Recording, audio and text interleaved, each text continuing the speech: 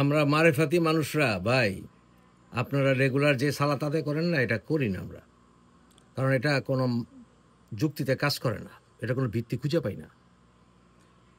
ধরেন কাবার দিকে সেজদা করেন, আপনারা করেন না?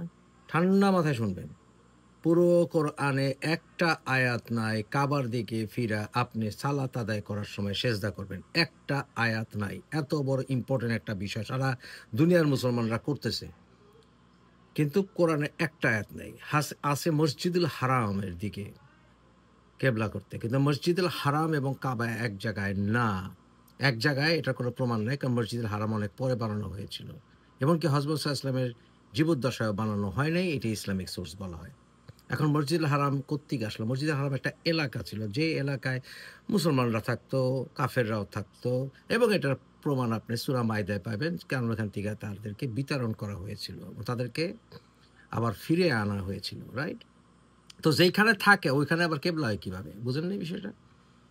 তাহলে এখন কাবার দিকে সেজদা করার কথা একটা কাউলি হাদিস নেই। কাউলি বুঝেন? কাউলি হতেছে হযরত মুহাম্মদ সাল্লাল্লাহু আলাইহি ওয়াসাল্লামের মুখ নিঃসৃত বাণী। এত ইম্পর্টেন্ট বিষয়। হযরত মুহাম্মদ সাল্লাল্লাহু আলাইহি ওয়াসাল্লাম বলতেছেন যে কাবা তোমাদের কিবলা। একটা মুখ নিঃসৃত কাউলি হাদিস নাই। হযরত মুহাম্মদ সাল্লাল্লাহু আলাইহি ওয়াসাল্লাম বলেন নাই। কোনো সহিহ হাদিসে খুঁজে পাবেন না। পাইবেন কি জানেন? ফেলি হাদিস, তাকরিরি হাদিস, মানে হযরত সাল্লাল্লাহু আলাইহি ওয়াসাল্লাম ওনাকে দেখছেন, ওনাকে সাহাবারা দেখছেন যে উনি কেবলা করছেন, কিন্তু এর মধ্যে গন্ডগোল আছে। যেমন আব্দুল্লাহ ইবনে ওমরের একটা হাদিস আছে যে আহ, আহ, আপনার ওই বাইতুল মুকাদ্দাস থেকে টার্ন করে সেটারে কাবলার দিকে করা হয়েছে, কাবার দিকে।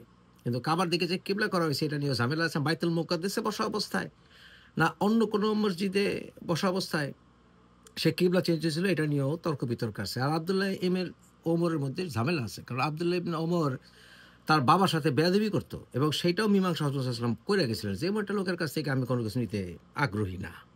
তারপর আছে আব্দুল্লাহ বিন মাসুদ। আব্দুল্লাহ বিন মাসুদ রাদিয়াল্লাহু তাআলা আনহুর সঙ্গে বেয়াদবি করছিল অন্যান্য সাহাবারা।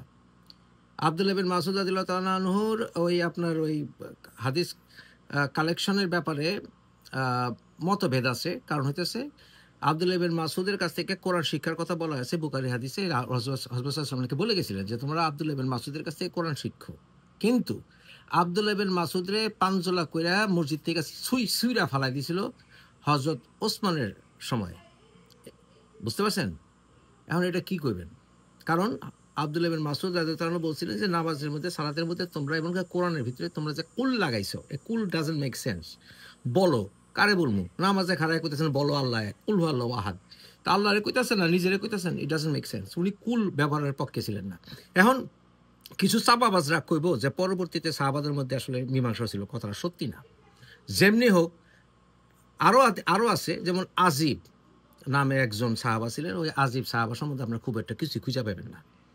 এগুলি সবই হইতেছে সত্যি কথা বলতে গেলে আনএক্সেপ্টেবল হাদিস। Very simple. কোরআনে কোথাও একটা আয়াত নাই কাবার দিকে ফিরা আপনি সেজদা করবেন সালাত আদানের সময়, এমনকি কাবা ঘরের দিকে আপনি সেজদা করবেন, কাবা আপনার কিবলা। কোরআনে একটা আয়াত নেই, এমনকি হযরত সাল্লাল্লাহু আলাইহি ওয়াসাল্লাম মুখ দিয়ে বলে গেছেন এরকম একটা হাদিসও নাই। এমনকি হযরত সাল্লাল্লাহু আলাইহি ওয়াসাল্লাম কাবা ঘরের ভিতরে এক রাকাত সালাত আদায় করছেন, এমন কোনো হাদিসও নাই। আরে ফেলি হাদিসও নাই, কাউলিতে দূরের কথা। এটা আগে গিলেন, আজকে এতটুকু গিলেন। এর জন্য আমাদের কাছে এগুলি মেক সেন্স করে না।